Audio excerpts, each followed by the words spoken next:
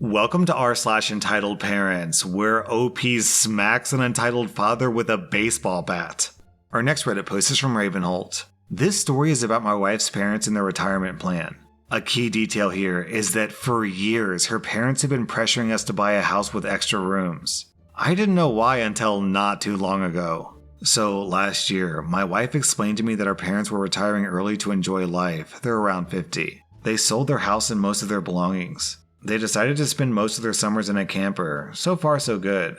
But here's the kicker. The basis of their plan is that they plan on living with their kids for the rest of the year when the camping grounds are closed. The grounds close in September, so this means they need somewhere to go for the remaining 8 months of the year. Now, I should mention that they only have 2 children, my wife and her sister. This is their plan until the day they die.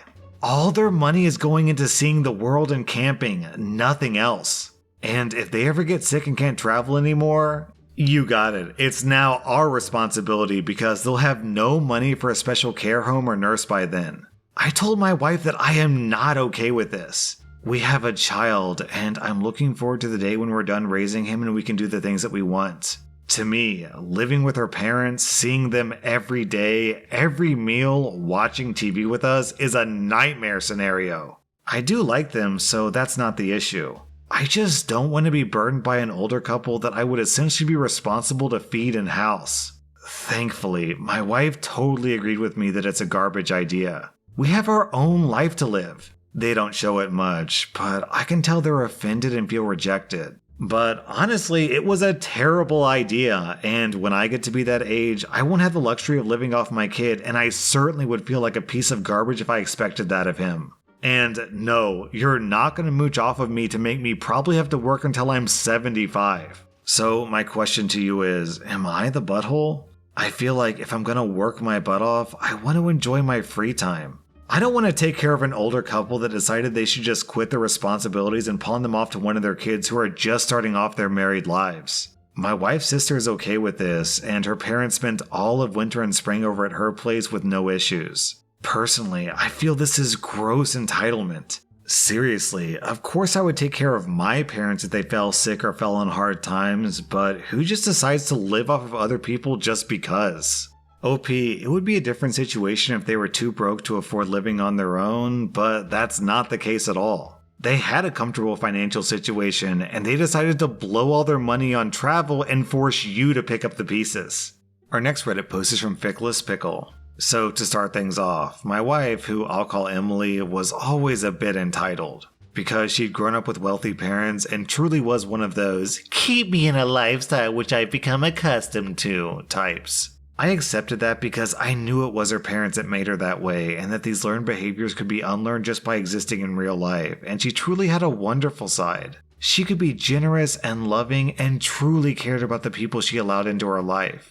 I think this also played into her entitled parent status though, because she expected others to be as generous as she could be, and she was fiercely and blindly protective of her children. Unable to see how she or they were in the wrong until after the fact, when it had been explained to her in excruciating detail. All this to say, she had a big disconnect between how she thought people should behave versus what was actually appropriate and realistic from strangers. With that picture painted, here's what happened. We were at Tesco's with my youngest daughter who has mild autism and struggles to understand social situations. You may also know that people with autism have a distorted sense of self and can be very self-centered. My daughter collects Funko Pops and is currently obsessed with Harry Potter. She wanted the Luna Lovegood with the lion headdress one, and every time we went into Tesco, she would run to the toy aisle to see if they had it. So we arrive at Tesco's and she runs straight to the toy aisle. We follow behind at a distance to allow her time to browse without us looking over her shoulder. She was out of sight for longer than a minute, and we heard her scream. We both ran over in a panic, and we found my daughter trying to pry the Funko Pop out of another young girl's hands. The other young girl is in a wheelchair and clearly has severe learning difficulties.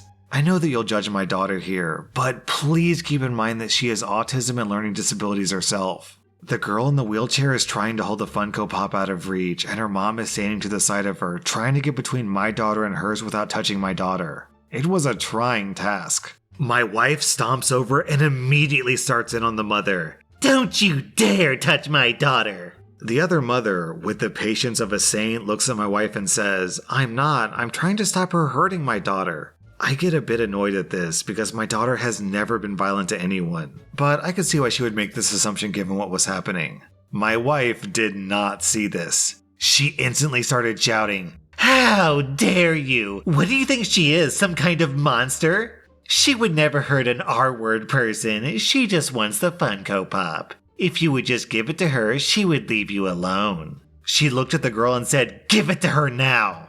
The other mom instantly stepped into my wife's face and very calmly warned her that if she calls her daughter that again, she will beat the stuffing out of her. My wife looked to me for help, but I just stood there. The truth is, I was about to intervene on behalf of the other mother. I was so full of rage at my wife that she would call another child the R-word given our own daughter's issues, and how upset my daughter had gotten when she had been called that exact word in the past. I knew right then that this woman that I had chosen to marry was a vile human being. They argued back and forth for a little bit with no real resolution. Meanwhile, I picked up my daughter to try to stop her from grabbing the young girl's Funko Pop. Their argument was pretty mundane with the usual things you'd expect. The mother explained that she didn't have to give up the toy because her daughter had picked it up first. We later found out that there were plenty of other Luna Lovegood Funko Pops on the shelf. It wasn't even the only one left. And my wife had the audacity to tell this woman that my daughter needed it because she has autism and her daughter didn't. At this point, I got fed up and intervened. I cut my wife off and apologized profusely to the mother and offered to buy her the toy. She, not so politely, but also understandably declined. As the other mother left, my wife began screaming at me about how I should have defended her. I explained to my wife that I would have nothing to say to her until we got to the car. I noticed the remaining Luna Lovegood Pops and let my daughter choose another. My wife followed me around, trying to engage me in conversation, but I ignored her for the most part, and I reiterated that I had no intention of speaking to her. I had never been so disgusted by anyone in my life, and the idea that this woman was the mother of my child made me feel sick. I later explained to her why she was wrong, and she began to get it, but the damage had been done.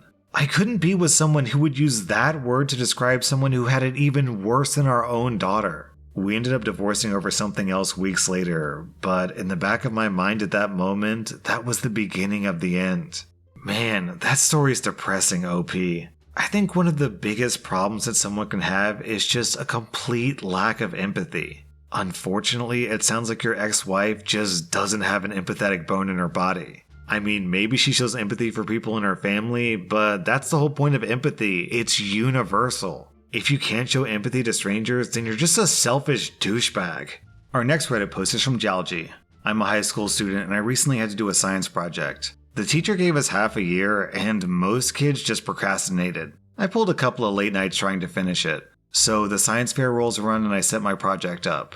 It had something to do with aerodynamics and car shapes, if you're wondering. I go grab something I left in my mom's car, and as I'm walking back, I see some woman reading my project. I didn't really care, I just finished setting up my project and went back to class. At break, I came back and I saw the same woman with someone who I assumed to be her son still standing at my project. It seemed sus, but I was too lazy to shoo them off. So everyone had a designated time slot during the day where you were supposed to be present with your parent, and it was posted in the gym. Unfortunately, I had to finish a math test before I could go, and my mom and dad both worked too far away to come and help me. When I got there, the judges were talking to the same mom and kid at my project. So I ran over, and the mom was talking to the judges about my project. Except she was giving all the credit to her lazy son. Basically, she read all of my information on the project, then taught it to her lazy son to regurgitate to the judges. I intervened. Hey, this is my project, not this entitled mom's and her stupid sons. Who are you? The owner of this project. No, this is my son's project. No, it isn't. Is his name OP? The judges were confused at this point. At this point, the entitled mother starts yelling. My son deserves this more than you. Then he should have done the work. He needs this win for a scholarship. So do I. The judges try to intervene, with the stupid son telling the judges that this was his project. Eventually, a teacher rolls around and points out that the project has my name, not the lazy kid's name. The entitled mother and her lazy son are kicked out, and I present my work to the judges. Later, I learned the lazy son had to repeat one class again since it was a benchmark. If anyone was wondering, I got 3rd place, but I think it was just a pity prize to be honest. Nah, OP, the real prize was being able to shut down a Karen and her lazy son. Our next Reddit post is from Baby Girl R. Some context, my job allows you to request time off a month in advance. We always push you to ask further out so they have more time to find coverage. Days requested are first come, first serve. We're required to work all holidays except for Thanksgiving and Christmas. Other holidays are usually requested way earlier in the year, so later requests are denied. Holidays are usually requested at least 6 months in advance. A few of my coworkers were all discussing their Halloween plans with their kids today. They were complaining about not being able to take their kids out because they'd been scheduled to work in the evening and had been denied their request. The conversation took a turn that I should have expected, but I was surprised regardless. One of the women was significantly more upset than the others and told the group, "I requested Halloween off 2 months ago and they didn't give it to me. I was gonna take my kids to a pumpkin patch. They gave the day off to Mike and he doesn't even effing have kids. He's gonna go out and get drunk while my kids cry at home. Only moms here should be allowed to take Halloween off. We have kids to take out." All these other women agreed very loudly and kept ranting about other holidays and how it's wrong to not prioritize women with kids over people who just want to party. The most ironic thing from all of this is that I've heard that woman brag about how she only likes being a mom on holidays because she gets the day off. Then she gets pissed off that she doesn't get Halloween off, and I have a hunch that it has nothing to do with her kids. I guess you just don't get to enjoy the holidays if you don't have children. Down in the comments, we have this story from Dances with Trout. A little bit off topic, but this reminds me of my old boss. It was decades ago, but I still remember it very clearly. I was new to the job, maybe I'd been there a year or so. Since I hadn't accrued much sick leave, I hadn't taken any time off because I was trying to build up vacation time to use in case I got sick or something.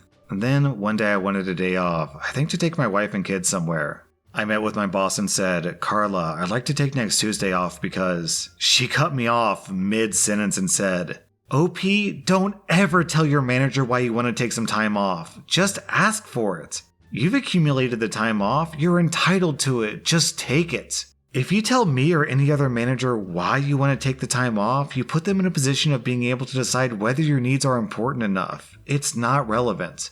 If you want to take a day off so you can stay home, drink beer, and watch cartoons, well, that's none of my freaking business. So yeah, by all means, take the day off." She was maybe the best boss that I ever had.